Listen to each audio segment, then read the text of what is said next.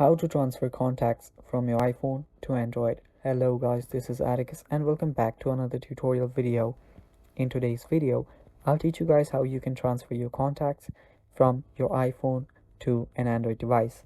So let's begin. After you open up your contacts, you will see the lists option on the top left. Tap on lists. After you do that, you will see all of your contacts.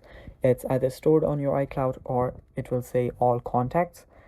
Now what you'll need to do is you'll need to long press on your contacts. So just do this, and after you do that you will see an export option pop up. Tap on it.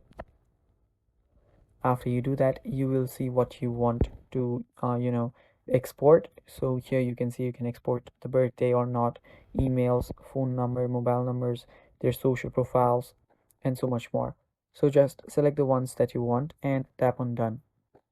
After you tap on done, you will see that you have a lot of options from where you can share this. Now we will be using our simple mail, so you can share it from your messages, your Discord, your any social media apps. You can save it to Drive too. Simply just open up your Gmail. You can mail it to the Android device. So right here you will need to type in the email address. You can mail it to yourself too, and you can just open this up on your Android. So after you mail this, just open the file up and download the file on your Android device.